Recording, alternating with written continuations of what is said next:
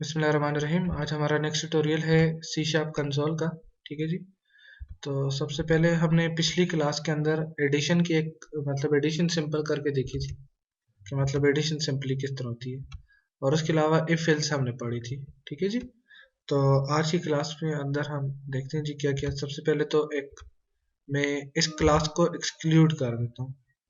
ठीक है जी, एक्सक्लूड, ताकि ये मेन फंक्शन न चले। ठीक है। और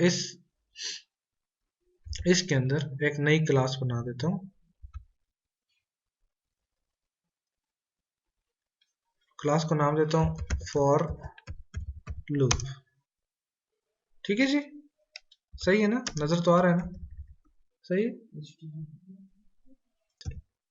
अच्छा जी,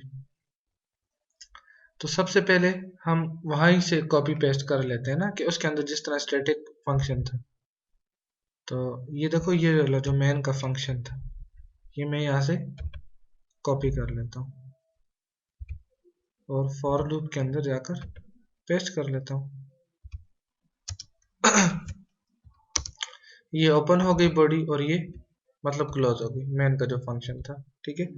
अब फॉर लूप के अंदर तीन चीजें होती है, इनिशियलाइज होता है, कंडीशन होता है, और इंक्रीमेंट या डिक्रीमेंट होता है। ठीक है जी। तो मैं यहाँ पे लिखूंगा, मुझे क्या लिखना है जी, मैं कमेंट्स के अंदर लिख लेता हूँ फॉर लूप। यहाँ पे लिखता हूँ फॉर। अब देखो नीचे वो ओपन हो गया है, ड्रॉप डाउन, जिसके अंदर चीजें आ गई है ना। फॉर नीचे लिखा है for loop, for each, format exception, for I custom formatter. For पे चीज आ गई। अब यहाँ पे मैं क्या करूंगा, डबल टैप प्रेस करता हूँ, डबल टैप, जिससे वो खुद बहुत बना देगा। डबल टैप मैंने प्रेस किया तो देखो सब कुछ उसने खुद लिख लिया। ठीक है। तो for and i equal to 0, आगे जी लेंथ मांग रहा है, तो मैं उसे बोल देता हूँ जी 10। ठीक है। और आई प्लस प्लस, और यहाँ पे मैसेज शो कर डालता हूँ कंसोल डॉट राइट लाइन। ठीक है जी। और यहाँ पे लिखता हूँ जी आई इक्वल टू प्लस आई। ठीक है जी। अब मैं इसको रन करता हूँ। रन करने से पहले क्या करना जरूरी है जी, बिल्ड। तो बिल्ड करने का शॉर्टकट ये तो है कि यहाँ से दबा दो ना, तो आगे इसके क्या लिखा हुआ है, कंट्रोल शिफ्ट बी। तो मैं कंट्रोल शिफ्ट बी प्रेस करता हूँ, तो देखो ये अब बिल्ड हो रहा है। देखो बिल्ड स्टार्टेड नजर आ रहा है। यहाँ पे नीचे लिखा हुआ है बिल्ड 1 सक्सीडेड 0 फेल्ड। इसका मतलब है हमारे सोल्यूशन में कोई एरर नहीं है। ठीक है जी। मैं इसे रन करता हूँ।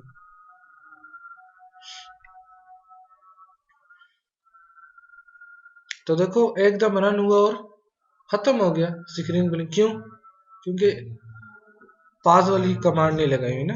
तो मैं यहाँ पे लिख देता हूँ कंसोल डॉट रीड लाइन। ठीक है जी। अब F5 प्रेस किया, रन कर दिया, तो देखो जी आई इक्वल टू 0 1 2 3 4 5 6 7 8 9। तो देखो आई आस्ता आस्ता 0 से स्टार्ट हुआ, 9 तक गया, लेकिन 0 को शामिल कर दो तो एक्चुअली 10 हो गए। ठीक है जी। ये फॉर लूप थी जी। ठीक है। अच्छा, इसी के अंदर ही कर लूँ या नई क्लास बना लूँ वाइल के लिए, डू वाइल के, इसी के साथ ही कर लेता हूँ। ठीक है। तो मैं क्या कर लेता हूँ, इसको कमेंट कर लेता हूँ। कमेंट का तरीका बताया था, कंट्रोल के सी। ठीक है। यहाँ पे कमेंट्स में लिखता हूँ जी वाइल लूप। ठीक है जी। तो वाइल का क्या होता है, सबसे पहले इनिशियलाइज होता है एंड एक्स इक्वल टू, मैं लिख लेता हूँ जी 10। ठीक है। यहाँ पे लिखता हूँ वाइल डबल टैप। ठीक है। x is greater than or equal to 0। तो क्या करो जी, वही ऊपर वाला मैसेज कॉपी कर लेते हैं।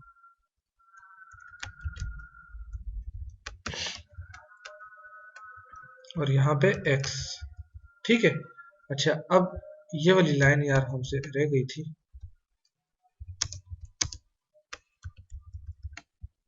नजर आ रहा है जी। ठीक है जी। अब रन करते हैं जी। जी ये देखो रैंडमली चीज चल गई। ठीक है जी। तो इंक्रीमेंट हमने नहीं किया जी, सही बात है। ठीक है। तो मैं यहाँ पे क्या लिखता हूँ जी, x माइनस माइनस। तो क्या गलत लिख रहा हूँ, x माइनस माइनस गलत है? हाँ गलत है। ये देखेंगे, 10987670। ठीक है जी। असफंडियार खान, सही, असफंडियार वली, जानते हो असफंडियार वली को?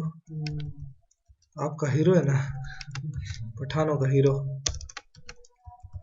अच्छा जी, और यहाँ पे अब तीसरी जो होती है डू वाइल होती है, यही बात है जी। तो डू वाइल किस तरह होती है जी? सबसे पहले होता है जी डू, सबसे पहले इंट x इक्वल टू 10, ये एक सबसे कम यूज होती है, आपको पता है जैसे, ठीक है। डू डबल टैप डू के ये करो, और यहाँ पे मैं मैसेज वही वाला लगा देता हूँ, console dot right line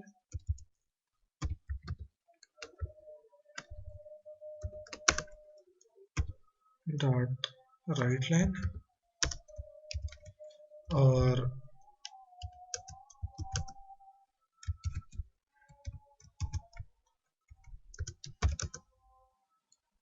x, ठीक है, और while ट्रू के अंदर मैं लिख लेता हूँ x इज ग्रेटर देन 0, यहाँ पे x माइनस माइनस। ठीक है जी, देख लें गौर से, यहाँ पे मतलब ऊपर x is equal to x मेरी मर्जी, कोई भी वेरिएबल ले सकते हैं, ठीक है। ऊपर वाले को तो मैंने कमेंट किया हुआ है ना यहाँ पे, और हाँ मर्जी है, ये नहीं, कुछ भी कर सकते हैं। वो स्ट्रिंग है जो वो ना ना, ये तो देखो स्ट्रिंग के अंदर है ना, यहाँ पे तुम जो कुछ भी लिखोगे तो वही शो होगा, ठीक है। अच्छा, ये कर क्या रहे हैं जी? सबसे पहले उसे हमने वैल्यू दी 10, तो वो क्या कर रहा है, सबसे पहले 10 को प्रिंट कर रहा है, उसके बाद उस 10 को फिर डिक्रीमेंट कर रहा है, और फिर जाके कंडीशन चेक कर रहा है। तो ये मतलब कुछ अजीब सी नहीं हो जाती कि भाई जैसे फॉर और वाइल में तो पहले कंडीशन चेक होती है आया ट्रू है या नहीं, और फिर शो होता है ना। यहाँ पे कंडीशन नहीं है जी भाई, मैंने पहले एक बार एग्जीक्यूट होना है, उसके बाद वो करेगा। देखो 10 उसने प्रिंट कर दिए, उसके बाद चेक कर रहे हैं। लेट सपोज मैं यहाँ पे लिख दूं 100, ठीक है, तो देखो, तो ये कंडीशन फॉल्स है कि नहीं? देखो ना 10 और 100 है, ठीक है। अब अगर यहाँ पे मैं लेस देन डाल दूं, फिर ये देखो जी, तो ये तुम्हारी चीज ही खराब हो जाती है, ठीक है जी, माइनस में सारी वैल्यूज आ जाती है। अच्छा, मतलब ये है ना कि एक तरफ आपके पास 10 है, तो 10 छोटा है 100 से, क्योंकि हमने यहाँ पे डिक्रीमेंट लगा दी है, ठीक है। तो डू वाइल में अक्सर औकात ऐसा होता है कि वो कंडीशन नहीं चेक करता, मतलब वो कहते हैं मैंने एक बार प्रिंट होना है। देखो उसने कहा x की वैल्यू ये है, तो सबसे पहले उसने प्रिंट की स्टेटमेंट लगा दी कि मैंने एक बार प्रिंट होना है, चाहे कंडीशन ठीक है या गलत है, कुछ भी हो, मैंने एक बार प्रिंट होना है, ठीक है जी। अच्छा, इसके बाद जी हमारे पास एक चीज होती है जी, मैंने कमेंट कर दिया। अच्छा जी, एंड और ऑपरेटर्स कैसे यूज करते हैं जी? जी कैसे यूज करते हैं एंड और ऑपरेटर्स, कहाँ पे यूज होते हैं? चलाना चाहते हैं, हाँ, दोनों कंडीशन ट्रू हो और एक भी ट्रू हो। चलिए उसकी एक एग्जांपल कर लें जी, ठीक है जी, एग्जांपल देखते हैं जी। मैं दो वेरिएबल लेता हूँ, इंट, थोड़ी सी लॉजिक में लगाऊंगा, अच्छा कंफ्यूज करूंगा आपको, ठीक है। इंट x इक्वल टू -10, ठीक है, और int y equal to 10,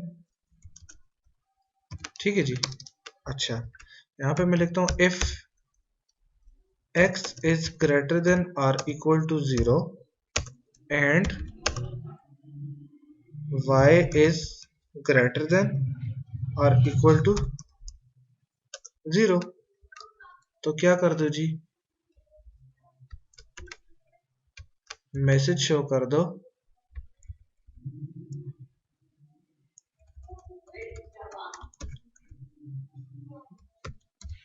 both numbers are positive, ठीक है जी। और एल्स इफ, मतलब मल्टीपल इफ एल्स हम यूज कर रहे हैं। क्या if x is greater than और इक्वल टू 0 और y इज ग्रेटर देन और इक्वल टू 0। तो ये मैसेज मैं कॉपी कर लेता हूं। तो क्या कर लो जी,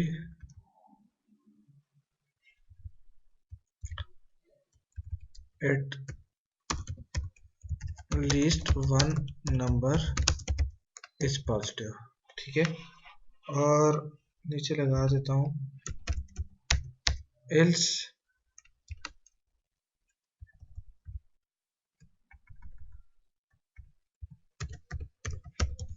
बोथ नंबर्स आर नेगेटिव। बताएं जी क्या आंसर होगा। 10 10। सोचें सोचें, शाबाश। चलें जी चेक करते हैं जी। आप कह रहे हैं सेकंड चलेगी, at least one number is positive. तो देखें सेकंड वाली चली गई। क्यों सेकंड वाली चली है? अरे जालिमो, x है -10, तो ये 0 से क्या बड़ा है? नहीं है ना। तो मतलब ये वाली तो चलेगी नहीं, क्योंकि एंड के अंदर दोनों ट्रू होना मस्ट है, ठीक है।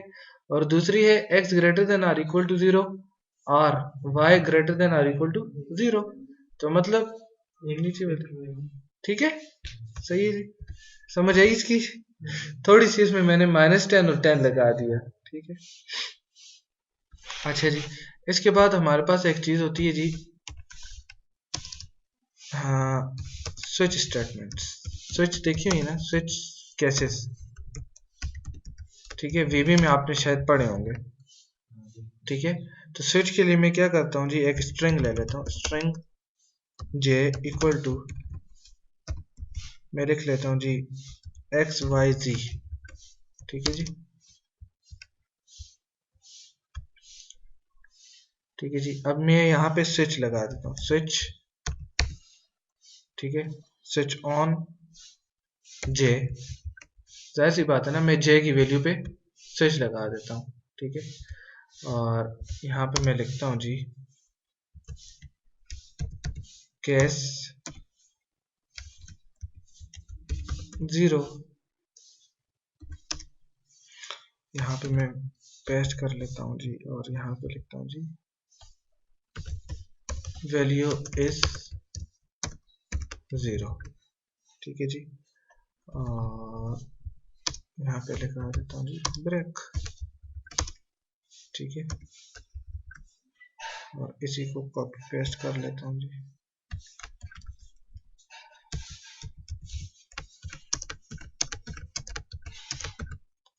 यहाँ पे लिख लेता हूँ जी 1, तो वैल्यू इज 1।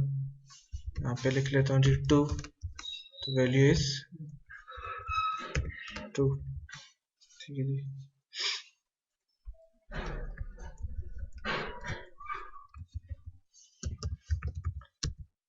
आपने आज तक जो स्विचेस पढ़ी है ना, उसके अंदर स्ट्रिंग आपने नहीं पढ़ी होगी। तो ये मतलब यहाँ पे कोई नंबर शंबर देते हैं ना, तो जिससे जाकर चेक करते हैं, ठीक है। तो मैंने नंबर नहीं दिया, मैंने दूसरी चीज दे दी, 4, तो वैल्यू इज 4। और यहाँ पे नीचे मैं लगा देता हूँ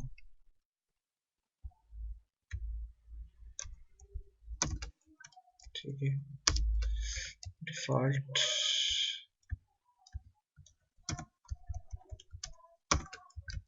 console.writeLine वैल्यू नॉट फाउंड। तो ये कुछ सेंटेक्स इस तरह है। वीबी के अंदर थोड़ा चेंज होता है, मतलब वो पीछे गो टू का कुछ लिखा होता है, ठीक है। अब कंडीशन थोड़ा सा अगर आप समझ लें, इसमें भी थोड़ी सी लॉजिक है जी। आंसर क्या होगा? मतलब जे की वैल्यू है XYZ, तो जाहिर सी बात है वेरिएबल जे को ही हम लेंगे ना। स्विच के अंदर केस के अंदर वो ले रहा है जे, और नीचे उसके केसेस हैं, तो कौन सा मैसेज आएगा जी? तो हमने ऑलरेडी दी हुई है ना XYZ, तो वो सारे केसेस में चेक करेगा। नहीं है, चेक करते हैं जी, सोच लें, देख लें।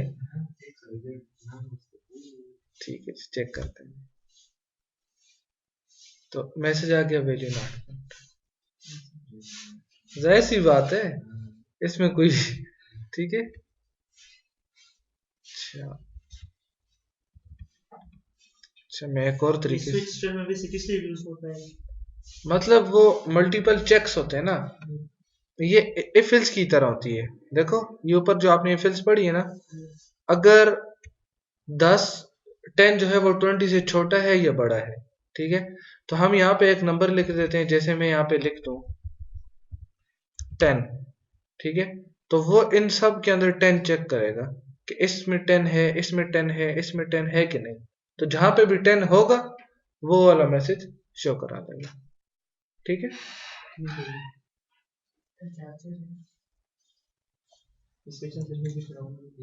नहीं अच्छा वो है, लगाए लगाए कोई हो गया। हाँ। अच्छा जी, इसकी समझ आई आपको, स्विच केस की समझ आ गई आपको? ठीक है जी, काफी है, इसकी समझ आ गई। ठीक है जी, इंशाल्लाह कल की क्लासेस के अंदर उसके अंदर हम 3 टॉपिक्स इंशाल्लाह कवर करने की कोशिश करेंगे, एरेज को, स्ट्रिंग्स को, और तीसरी चीज हम आपको असाइनमेंट देंगे, ठीक है जी। और डे 3 के अंदर आपको क्लासेस क्लासेस और ऑब्जेक्ट तीसरी क्लास के अंदर इंशाल्लाह हम स्टार्ट करेंगे, ठीक है। अगर कहते हैं तो जो एरेज वाला और जो दूसरा है वो आज ही मैं कर दूं, लेकिन उस तरह फिर आप पे बोझ पड़ जाएगा। ठीक है, कर दें फिर एरेज वाला आज ही। ठीक है जी, एरेज वाला करते हैं, नहीं सही है, अच्छी बात है।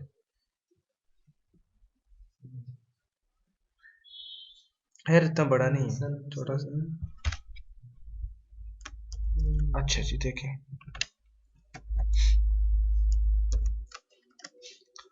अच्छा अब मैं क्या करूंगा, इस क्लास को भी एक्सक्लूड कर दूंगा, ठीक है जी, ये फॉर लूप वाली क्लास ना, ठीक है। तो मैं एक नया फोल्डर बना देता हूँ, ऐड न्यू फोल्डर, यहाँ पे लिख लेता हूँ जी डे 2, ठीक है जी। और मैंने एक्सक्लूड कर दिया ना, हाँ एक्सक्लूड, और इसके अंदर एक नई क्लास बनाता हूँ, ठीक है जी। और क्लास को मैं मतलब नाम दे देता हूँ जी एरेस, ठीक है जी। अच्छा अब ये क्लास एरेस है, अटक तो नहीं रही स्क्रीन, सही शो हो रही है। अच्छा अब यहाँ पे मैं लिखता हूँ जी जैसे कि स्टैटिक void main, ठीक है जी। अब जाहिर सी बात है मैन के बगैर तो चीज चलेगी नहीं, ठीक है जी। तो हम एरेज बना रहे हैं जी, एरेज हम लोग यूज क्यों करते हैं जी, ठीक है जी। एरेज हम लोग यूज कर रहे थे डेटा स्टोरेज के लिए, परमानेंट भी टेम्पररी भी, आपकी मर्जी है जी, ठीक है। जितनी वेबसाइट होती हैं, जितनी एप्लीकेशन होती हैं, इनफैक्ट आपका पूरा सिस्टम एरेज पे चलता है, पॉइंटर्स और एरेज पे, ठीक है जी। एरेज मतलब आपका डेटा स्टोर करती है और आपको दे देती है। डेटाबेसेस के अंदर जो डेटा स्टोर होता है वो एक्चुअली एरेज के अंदर स्टोर होता है, ठीक है। अच्छा एरेज के लिए मैं क्या करता हूँ जी, एक वेरिएबल लेता हूँ इंट, साथ में उसका साइज भी लेना है, इंट ए, सिंटेक्स कुछ इस तरह है ना, ठीक है। और आगे मैं उसकी वैल्यूज ले लेता हूँ, ठीक है जी। और यहाँ पे मैं उसे वैल्यूज दे देता हूँ जी, जैसा कि 10 20 30 40 50 60, ठीक है। और यहाँ पे मैं लिख लेता हूँ कंसोल डॉट राइट लाइन। अच्छा अब मैं ये चाहता हूँ कि इसमें इंडेक्स नंबर 3 जो पे जो वैल्यू है वो मुझे प्रिंट हो जाए, तो यहाँ पे मैं क्या लिखूंगा फिर, इंडेक्स नंबर 3 का वैल्यू प्रिंट हो जाए, तो मैं यहाँ पे क्या लिखूंगा, ए ऑफ 3, चेक करते हैं ना, ठीक है, ए ऑफ 3। अच्छा यहाँ पे एक चीज भूल गए, कंसोल डॉट रीड लाइन, ठीक है। रन करते हैं जी, तो 40 पड़ा है जी, तो 40 तो कौन से नंबर पे पड़ा है, 4 पे, हाँ जी, ठीक है। तो यहाँ पे हम क्या लिखेंगे 2, रन करते हैं जी, तो देखो 30 आ गया हमारा। ठीक है जी, मेन मतलब सिंटेक्स सिंपल है, बिल्कुल सिंपल है, ये आपको आता भी है। ठीक है जी। अच्छा, अब देखो हमारे पास अगर मैं तीसरी पोजीशन पे देखूं तो क्या चीज स्टोर थी हमारे पास जी? 40। अब मैं क्या करता हूं, और फोर्थ पोजीशन पे हमारे पास क्या चीज स्टोर है?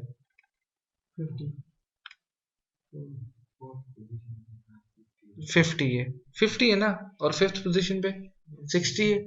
अब ये तो एक तरीका है ना कि एरे के अंदर डेटा स्टोर करने का। दूसरा तरीका कोई है? दूसरा तरीका ये है, ए ऑफ 4 इक्वल टू, मैं यहाँ पे लिख दूं 45, और यहाँ पे मैं इसको वापस वो कर दूं ए ऑफ 3। तो अब बताएं जी, अब क्या प्रिंट होगा? यहाँ पे ए ऑफ 3 पे क्या चीज पड़ी हुई थी? ए ऑफ 4 पे क्या चीज है? 40। तो अब क्या प्रिंट होगा जी? अब 45 हो जाएगा पक्का। चेक करते हैं जी, देख लें जी, 45 प्रिंट हुआ है। नहीं, 40 तो ये तीसरी पोजीशन वाला प्रिंट हुआ है, ऊपर वाला। लेकिन ए ऑफ 4 पे देखो पहले क्या चीज थी? 50 था। लेकिन हमने जब चेंज की तो आपको कहा हुआ है ना कि जब जो वेरिएबल्स होते हैं वो अपनी जगह चेंज करते रहते हैं, अपना साइज सब कुछ वैल्यूज चेंज करते रहते हैं। ठीक है जी। अब मैं अगर, ये तो मैं direct console dot right line print कर रहा हूँ ना। अब अगर मैं ये चाहता हूँ कि इस एरे के अंदर जितने एलिमेंट्स हैं सारे प्रिंट हो जाए, तो वो कैसे प्रिंट होंगे? Print the total number of data in array. A मतलब पूरा प्रिंट हो जाए, कैसे प्रिंट होगा? उसके लिए हम लोग हमेशा यूज करते थे फॉर लूप। ठीक है जी, तो मैं लिखूंगा फॉर। ठीक है, तो यहाँ पे इंट आई इक्वल टू 0, और आगे यहाँ पे लिखूंगा ए dot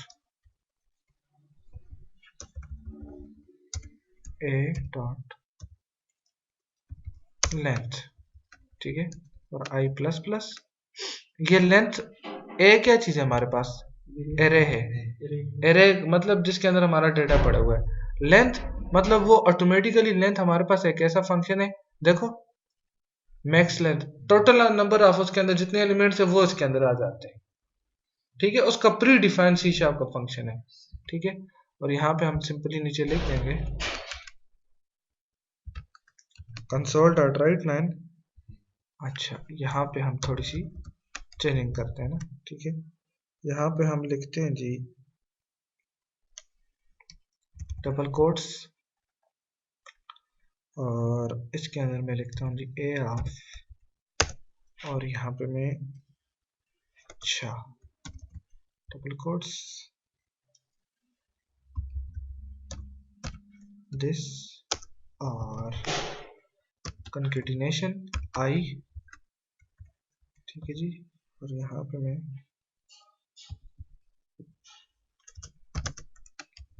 equal to plus a of आई।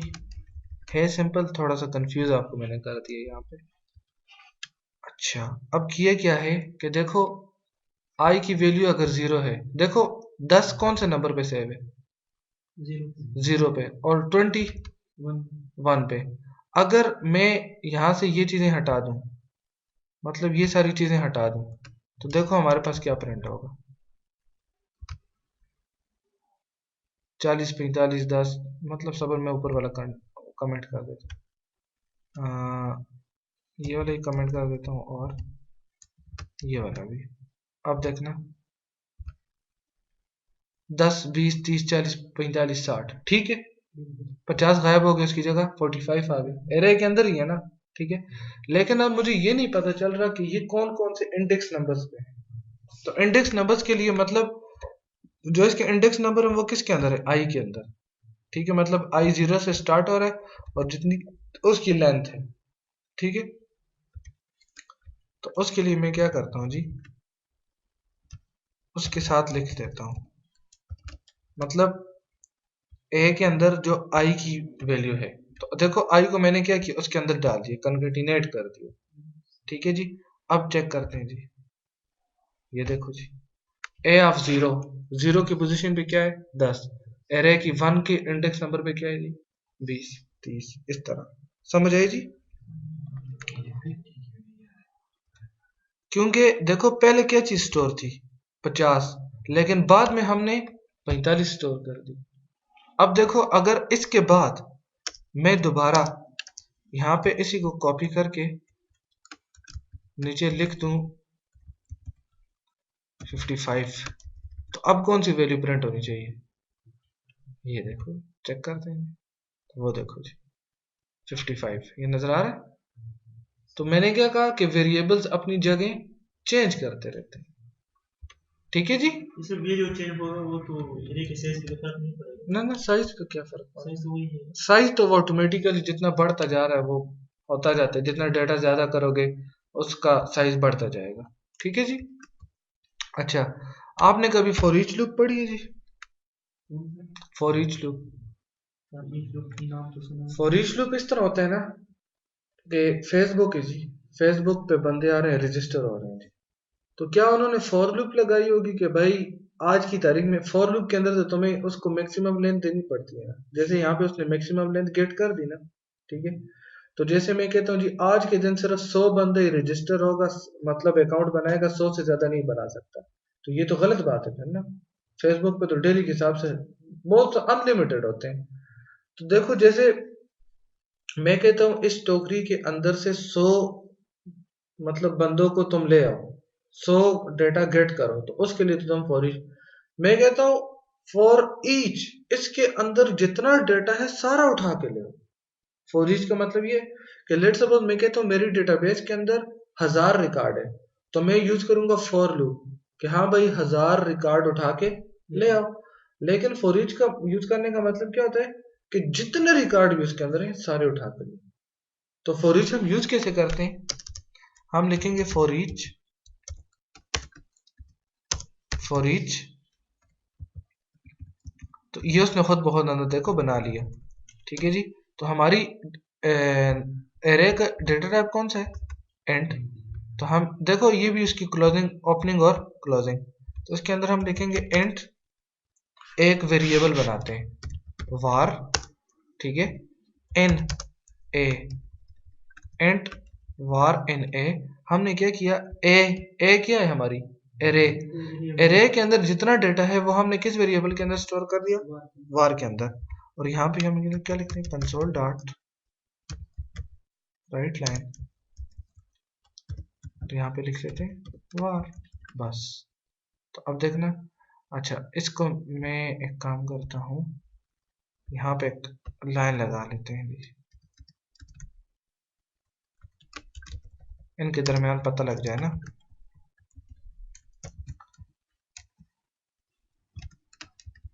अब रन करते हैं जी,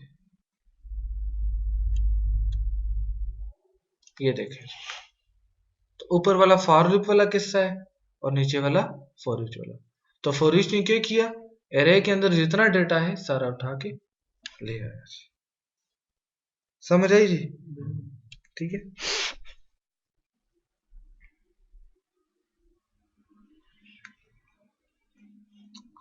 अच्छा जी, एरे के अंदर एक और नई चीज होती है जी, कि मतलब मैं कमेंट्स में लिखता हूँ कि सबसे पहले क्या करो जी, इनिशियलाइज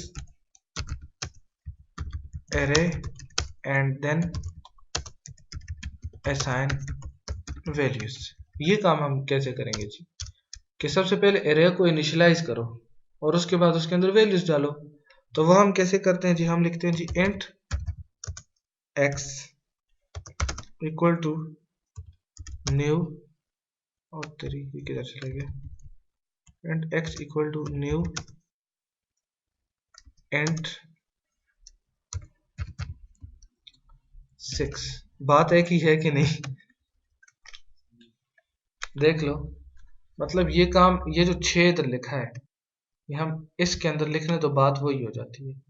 मतलब ये जो ए इधर लिखा है ना, तो इसकी जगह में मतलब इसको मैं ऐसे लिख लूं 6, और यहाँ पे आगे से सबको काट के ये लिख दूं, बात एक है कि नहीं? लेकिन मैं आपको नए नए तरीके इसलिए बता रहा हूँ ताकि आप लोग ये ना कहोगे हमजा भाई ने हमें बताया नहीं है, ठीक है। अच्छा, ये तो मैंने इनिशियलाइज कर दी एरे, मतलब एक नए तरीके के साथ, ठीक है। अब इसके अंदर वैल्यूज कैसे डालेंगे, तो x की कौन सी पोजीशन 0 पे, कौन सी वैल्यू डालो जी, 1 2 3 डाल दो जी, ठीक है। x की कौन सी पोजीशन पे, तीसरी पोजीशन पे, कौन सी वैल्यू डालो, 3 4 5 डाल दो। क्या ये चीज ठीक होगी, x की छठी पोजीशन पे 1 2 3 4 5 6 7 डाल दो। क्या ये चीज ठीक है, गलत है? ये आखिरी लाइन,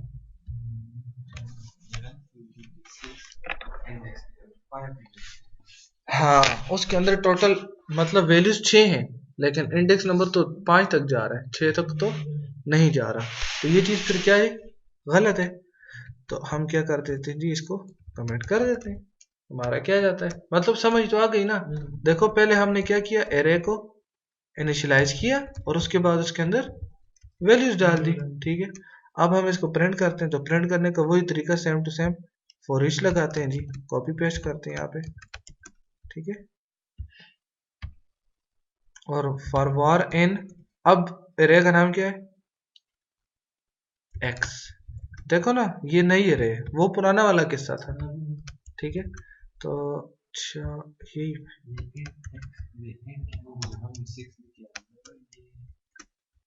देखो, ये इंडेक्स नंबर नहीं है, इसका हमने साइज बता दिया कि इस एरे के अंदर सिर्फ 6 आइटम साइज होता है इनके अंदर, ठीक है जी। अब रन करते हैं जी, तो देखो 1 2 3 और 3 4 5, तो बाकियों के अंदर उसने क्या डाल दिया, 0 0। देखो गौर से देखें, हमने पोजीशन नंबर 0 पे क्या डाला है, 1 2 3, तो 0 पे 1 2 3, उसके बाद इंडेक्स नंबर 1, इंडेक्स नंबर 2 और इंडेक्स नंबर 3 पे हमने क्या डाला था, देखो 3 4 5, और उसके बाद हाली। ठीक है जी, इसकी समझ आई।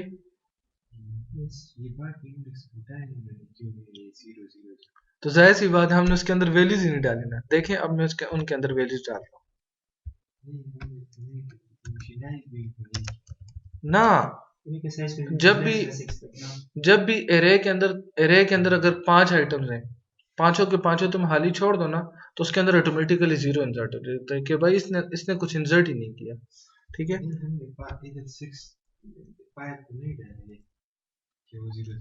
अच्छा,